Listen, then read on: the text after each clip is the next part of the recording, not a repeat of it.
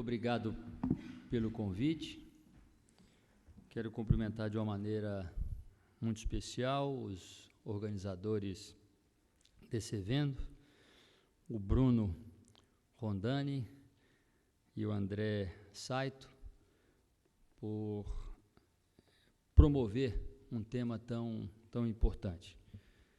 Quero cumprimentar também, de uma maneira muito honrosa, o embaixador da Suécia no Brasil, o senhor Magnus Robach.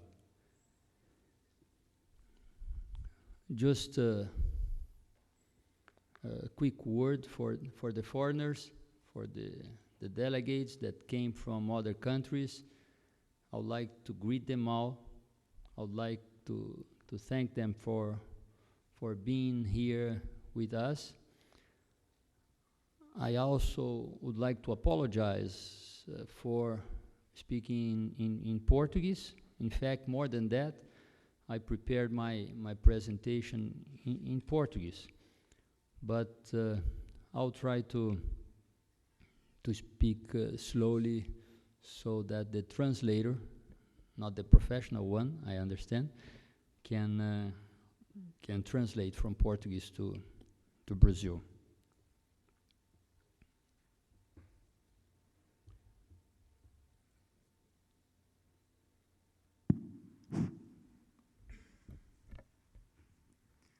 Eu vou me deslocar para que fique mais fácil acompanhar a apresentação. Vou tentar falar em 20 minutos sobre a colaboração entre governo, universidade e indústria por uma estratégia ousada de inovação no Brasil.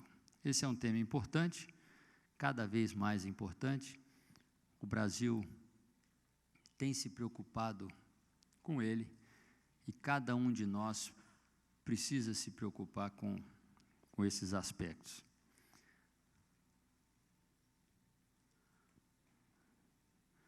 Eu quero lembrar a todos que nós estamos falando de inovação e, sobretudo, inovação tecnológica.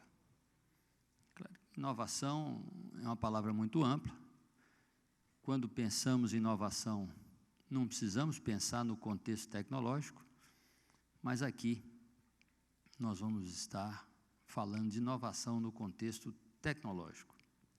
Então, quero lembrar a todos que, no contexto tecnológico, a inovação pressupõe conhecimento de tecnologia,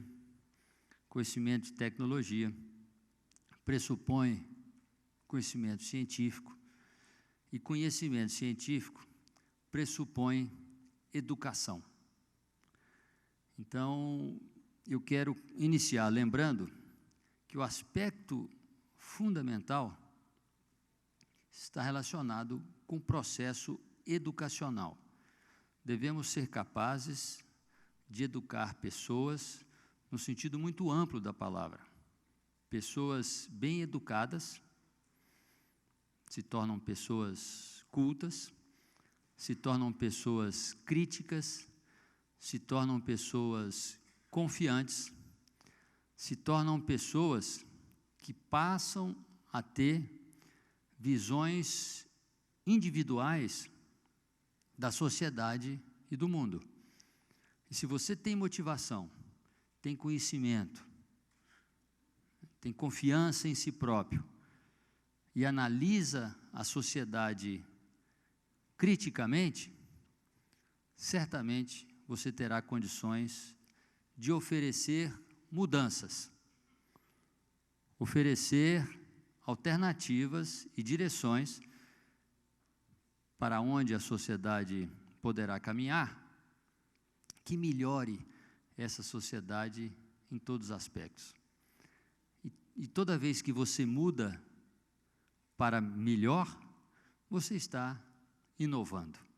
E podemos falar isso de uma maneira muito ampliada. Observa que os nossos grandes líderes são pessoas que enxergaram realidades diferentes e tiveram a motivação, a ousadia e a força para mudar essas realidades. No contexto tecnológico, isso não é diferente. Normalmente, nós gostamos dos termos do lado esquerdo da apresentação: ciência, tecnologia, inovação, empreendedorismo. Eu prefiro os termos do lado direito. Eles me parecem mais leves, mais naturais e menos revestidos, talvez, de modismos. Quer dizer, o conhecimento científico, que é um dos pilares da nossa civilização, é essa curiosidade que temos de querer conhecer a natureza, em todos os seus aspectos, na sua manifestação. E uma vez que eu conheço, eu posso usar esse conhecimento para o meu próprio benefício, benefício da civilização. E colocar esse conhecimento em prática ao nosso serviço é fazer. E a tecnologia está associada a isso. Observa que nós, a partir do conhecimento de eletricidade, de eletrônica, nós podemos imaginar a possibilidade de construir um dispositivo como esse, que eu uso para falar, né, que é mais elaborado do que aquele, porque esse aqui me dá liberdade, ele fala sem fio. Mas o fato de eu conhecer esses princípios não me coloca automaticamente apto, habilitado, para conseguir fazer um equipamento como esse. Então, o conhecimento é importante, mas saber fazer é um passo adicional. E observa que é preciso uma constante inquietação para que, mesmo quando nós melhoramos, nós pensarmos que ainda não está bem o suficiente. Então, nós, estando reunidos numa plateia como essa, percebemos que a minha voz não conseguiria atingir a todos e criamos a possibilidade dessa voz ser amplificada, inicialmente através do microfone com fio. Sim, mas será que nós não podemos melhorar ainda? O fio prejudica. Melhoramos. Está aqui um microfone sem fio. Está excelente. Mas alguns ainda vão olhar e falar assim, puxa, mas tem um inconveniente que a gente precisa ficar segurando o microfone. Será que eu não consigo falar naturalmente, colocar apenas um chipzinho colado aqui e a voz amplifica? Então, observa que o ato de inovar está associado a uma insatisfação de querer sempre agregar conhecimento, agregar melhorias e assim por diante. Mas eu divido com vocês o meu sentimento que desses 4 aspectos que eu coloquei aí, o mais difícil é o último. É tendo conhecimento, sabendo como fazer, tendo alternativas inovadoras, o difícil é implantar, colocar isso em prática. Vou dar um único exemplo. Thomas Alva Edison, na virada do século XIX para o século XX, inventou a lâmpada incandescente. Naquela época, as cidades já eram iluminadas de noite. Estocolmo já era Estocolmo. Paris já era Paris, já era cidade de luz. Nova York já era Nova York. O Rio de Janeiro já era o Rio de Janeiro. Iluminadas de noite, mas não com luz elétrica. Imagina a dificuldade do Thomas Alva Edison, tendo inventado uma outra maneira de iluminar as cidades, chegar para o prefeito de Nova York e falar o seguinte, escuta, eu tenho uma forma alternativa de iluminar as cidades. E imagine então as empresas que já estavam envolvidas na comercialização do querosene, os lampiões, já havia uma estrutura pronta. E ele convencendo o prefeito de que tinha uma maneira alternativa, e o prefeito conversando com ele, sim, como é que você vai fazer isso? Não, está aqui essa lâmpada. Sim, mas como é que você traz essa tal de eletricidade para essa lâmpada? Ah, por esses fios aqui, ó. Mas você vai levar um fio desse a cada poste? um fio desse a cada casa, não vai dar certo, esquece. Imaginem o ato empreendedor. Então, estamos falando aqui de todos esses aspectos, mas, sobretudo, desse aspecto mais difícil, imponderável, que envolve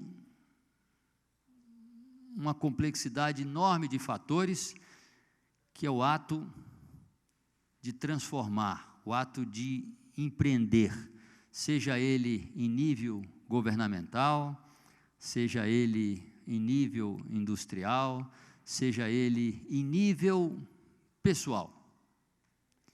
E a experiência nos mostra que a maneira com que essas grandes transformações ocorrem, de fato, elas não seguem um padrão ordenado. Vou dar 3 exemplos para vocês. Me ocorre aqui 3 exemplos ligados à tecnologia da informação e da comunicação. Olha a história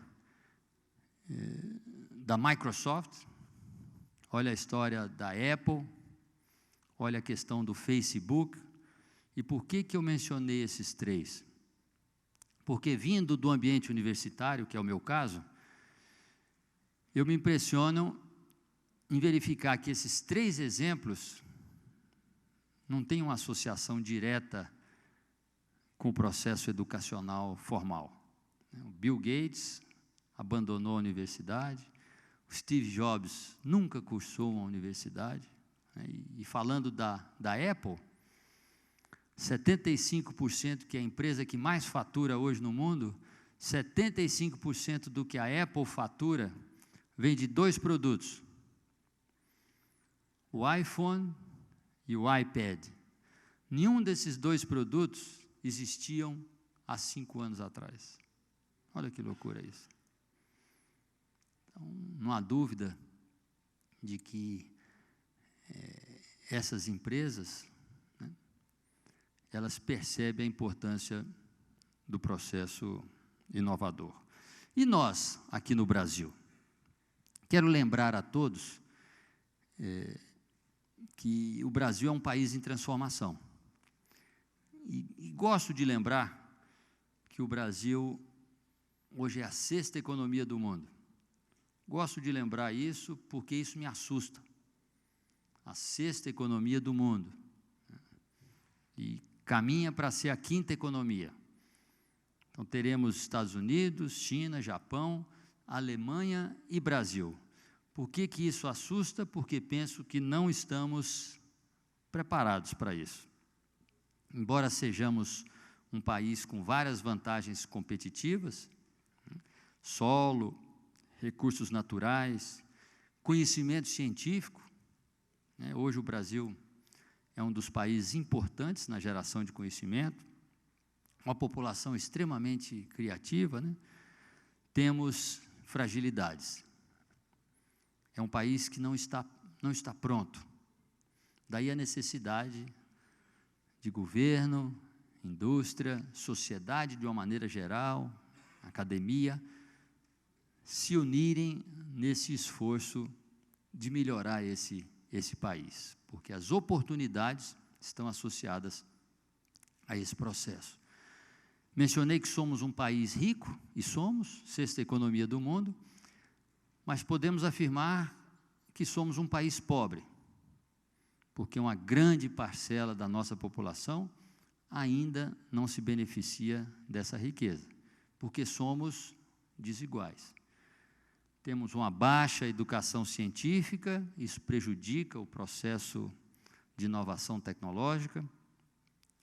Em função de uma série de características do nosso setor industrial, temos um baixo índice de inovação em muitos setores, e é marcante discutir isso aqui, na medida em que temos vários colegas da Suécia, um dos países mais inovadores que existem no mundo, e a sua indústria mostra isso. Temos ainda pouca infraestrutura, difícil enxergar a consolidação dessa infraestrutura, porque somos um país de poucos engenheiros. E precisamos melhorar isso. O governo federal, pela primeira vez, entre as suas diretrizes, coloca esse 13º item, que é transformar o Brasil numa potência científica, tecnológica e inovadora. E esse é um grande desafio. E, ao afirmar isso, o que nós queremos é que, além das outras diretrizes que estão incorporadas com mais propriedade no seio da nossa sociedade, a questão da democracia, né, recente, mais forte para nós, a questão do crescimento econômico sustentável, com respeito ao meio ambiente, a questão da educação, do combate à pobreza, né, ciência, tecnologia e inovação precisam mais e mais serem valores nacionais. Isso não é fácil, né? Num ambiente como esse, nós temos os convertidos, e eu estou falando da sociedade de uma maneira geral. Observa que quando a sociedade precisa fazer essa opção pela educação, pela ciência, pela tecnologia, ela tem dificuldade. Semana passada nos mostrou isso, na maneira como nós lidamos com os royalties do petróleo. Então, essa percepção de que é através da educação, é através da valorização da ciência, da tecnologia e da capacidade de cada cidadão brasileiro de inovar, de mudar, de dar a sua contribuição no contexto tecnológico é que nós faremos a diferença. Não é um valor fácil de ser implantado. Há uma preocupação crescente de parte do governo federal. Elaboramos uma estratégia nacional que nos indique diretrizes. Então, nós temos programas prioritários, sabemos quais são as áreas que nos são mais importantes, estão bem definidas, são áreas estratégicas. Temos programas complementares, onde queremos avançar no contexto tecnológico, no contexto inventivo. Temos metas muito bem definidas, metas ousadas. Por favor, observe a primeira meta. Nós queremos, até 2014, conseguir investir 1,8% do nosso produto interno bruto em pesquisa e desenvolvimento. 1,8%. Mencionei a Suécia, um dos exemplos a serem seguidos. A Suécia investe 4% do seu produto interno bruto em pesquisa e desenvolvimento. 3% é investido pelo setor industrial e 1% é investido pelo setor público. Esse talvez seja o maior desafio brasileiro, fazer com que o setor industrial invista mais em pesquisa e desenvolvimento. Observem uma comparação do Brasil com outros países.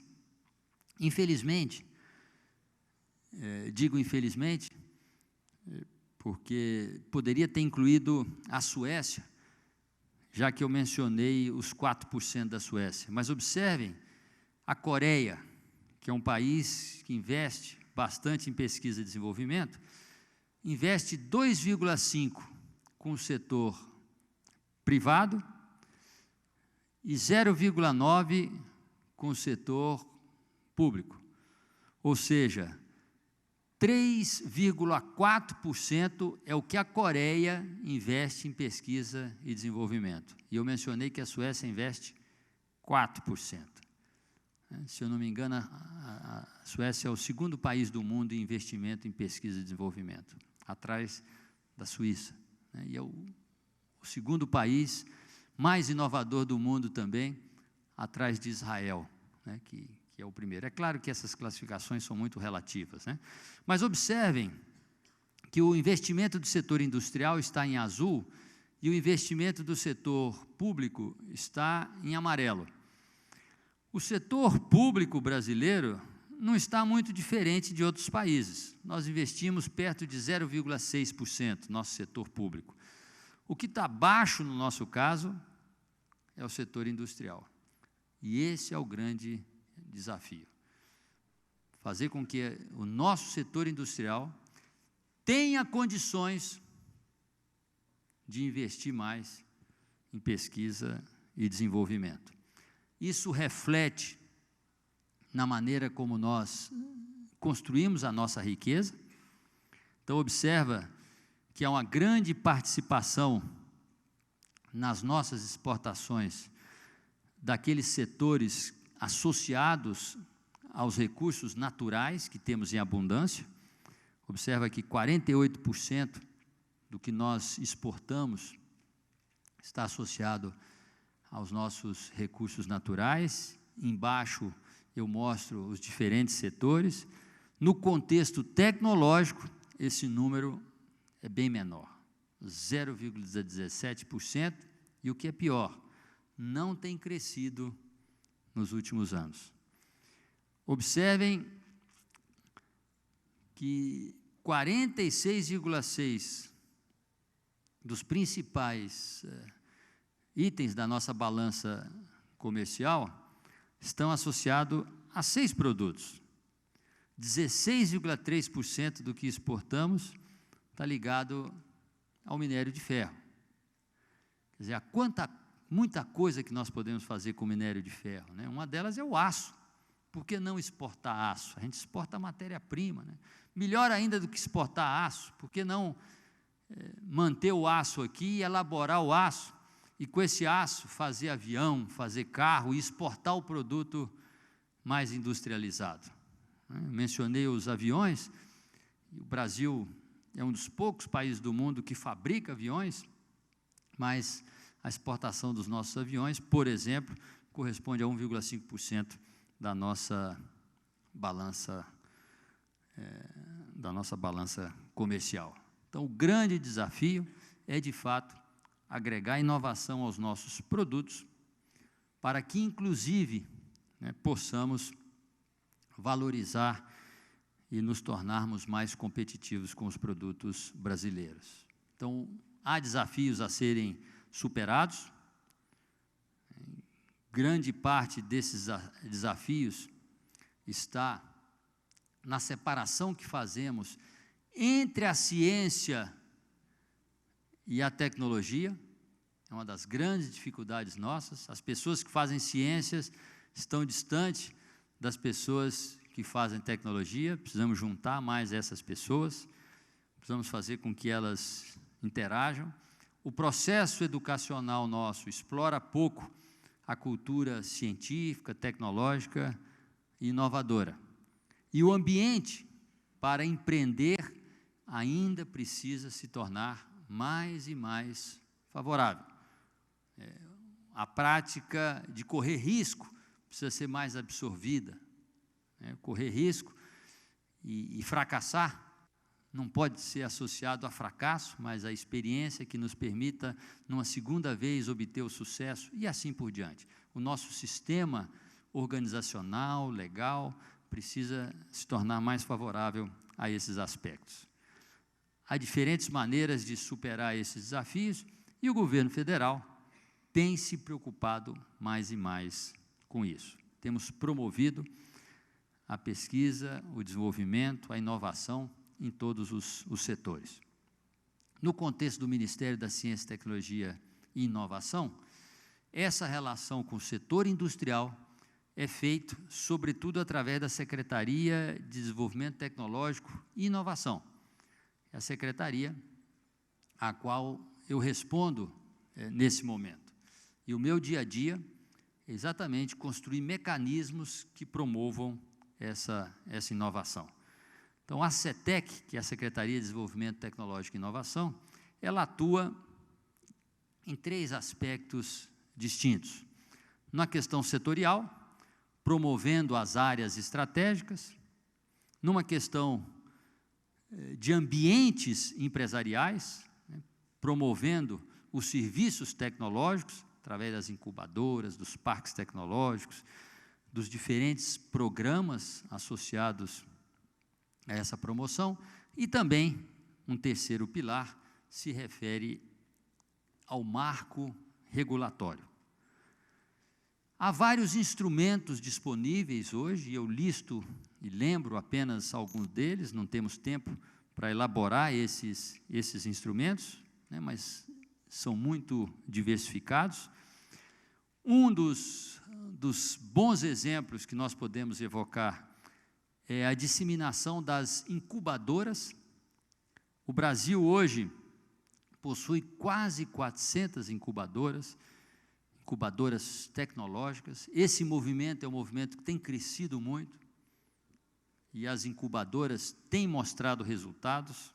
Alguns números eu apresento. Os parques tecnológicos também têm proliferado em abundância. Nós temos hoje 30 em operação, 30 em consolidação e 30 parques em projeto. Então, teremos no futuro muito próximo 90 parques tecnológicos, né, que promovem um ambiente extremamente favorável para as empresas que trabalham com o setor mais tecnológico. Essa é uma localização dos parques e das incubadoras no Brasil. Observa que há uma concentração ainda na região sul e sudeste, e um dos nossos desafios é levar as incubadoras e os parques tecnológicos para as regiões mais distantes dos centros tradicionais. Um esforço muito grande que tem sido feito recentemente é para juntar a academia ao setor industrial. Mencionamos essa distância que existe entre esses dois mundos, e um esforço mais recente, e que está em fase de consolidação, é criar esses centros de referência que possam, a partir das demandas do setor industrial, com o conhecimento do setor científico, acadêmico, trabalhar em projetos inovadores. Temos avançado com essa Embrapi em áreas estratégicas e começamos a colher os primeiros resultados. Um outro aspecto que eu mencionei rapidamente, mas queria dar alguns exemplos, se refere aos instrumentos, aos instrumentos facilitadores para que o setor industrial se sinta motivado e consiga investir em inovação tecnológica com mais apoio do governo federal. Então, há os incentivos fiscais, a lei do bem, são incentivos associados à pesquisa e desenvolvimento. Se você é uma empresa, se investe em pesquisa e desenvolvimento, o recurso que você investe em pesquisa e desenvolvimento, você pode abater do imposto que você paga. A subvenção econômica, se você tem bons projetos de pesquisa, o governo lhe dá dinheiro para você investir nesses projetos de pesquisa. Se você quer contratar profissionais qualificados, se você quer contratar cientistas, o governo lhe dá dinheiro para que você possa fazer isso. Se você precisa de mais recursos do que aqueles associados à subvenção econômica, há a possibilidade de você conseguir isso com crédito, com juros muito baixos, 4% ao ano, por exemplo, tendo um período de carência, ou também que você tenha capital que lhe permita alavancar a inovação. Por fim, o governo introduziu as compras governamentais, onde permite que porque vocês sabem que o poder público, quando faz uma licitação, tem que comprar o produto mais barato. Mas podemos comprar um produto que seja um pouquinho mais caro, até 25% mais caro, se isso tiver associado às áreas estratégicas. Então, são benefícios introduzidos pelo governo para favorecer o processo tecnológico. Um outro programa que nós precisamos mencionar e que será discutido aqui nesse evento se refere ao Ciências Sem Fronteiras, onde promovemos essa experiência internacional dos nossos estudantes para que eles possam se apoiar em experiências bem-sucedidas em países que têm avançado muito nessa área. Quero mencionar também os nossos institutos nacionais de ciência, tecnologia e inovação, que promovem a inovação tecnológica. E me preparo para concluir, porque o nosso tempo é escasso, mas colocando alguns mapas do Brasil, e aí eu mencionei 10 mapas do Brasil, e são diferentes mapas associados a diferentes estruturas nossas. Então, vamos para o mapa da direita, lá de cima. São as nossas universidades federais, onde ocorre a maior parte do desenvolvimento acadêmico, científico. Abaixo desse mapa das universidades, nós temos as redes Cibratec, de serviço tecnológico. São redes que alimentam o nosso setor industrial de serviços tecnológicos. À direita, embaixo também, o mapa que eu mostrei das incubadoras e dos parques tecnológicos. À esquerda desse mapa das incubadoras, o mapa dos institutos nacionais de ciência e tecnologia, que são financiados pelo Ministério da Ciência, Tecnologia e Inovação. Mais à esquerda, nós temos hoje as nossas secretarias estaduais de ciência, tecnologia e inovação, juntamente com as fundações de apoio. Mais à esquerda, num verde meio amarelado, nós temos os institutos senais de inovação. Enfim, escolhi esses 10 mapas. Poderia ter incluído mais mapas, não incluí, porque a figura ia ficar muito carregada, mas a minha motivação é para chamar a atenção de que hoje, dependendo do aspecto em que olhemos a nossa sociedade, eu poderia ter incluído aí as federações das indústrias de cada estado, que estão muito preocupadas com o aspecto de inovação. Mas incluo esses mapas para fazer a seguinte crítica, de que cada um desses setores tem avançado muito no processo tecnológico, mas tem trabalhado de uma maneira muito independente. E penso que um dos maiores desafios que temos está associado, primeiro, à percepção que a nossa sociedade precisa ter da importância da educação, da ciência, da tecnologia e da inovação, como uma riqueza nacional que promove o desenvolvimento social, sobretudo, além do desenvolvimento econômico. E o segundo aspecto é a dificuldade que temos em fazer esses parceiros trabalhar em conjunto. Então, eu termino convidando a todos a enfrentar esses 2 grandes desafios. O primeiro é, de fato, promover a educação e a inovação tecnológica. E o segundo é trabalhar em sinergia. E trabalhar em sinergia está associado a um esforço de todos nós. E talvez o maior deles seja cada um de nós olhar para si próprio e se perguntar: o que eu posso fazer em relação a isso? Como é que eu posso ajudar esse processo? Observa que nós somos pródigos em dizer o que os outros possam e devem fazer. Nós conseguimos fazer isso com muita facilidade. Devia fazer isso, devia fazer aquilo outro. Sim, mas no contexto da minha área de atuação, seja eu um industrial, seja eu um agente governamental, seja eu um membro da sociedade atuando em qualquer contexto. O que eu posso fazer dentro da minha atuação profissional para promover esses valores?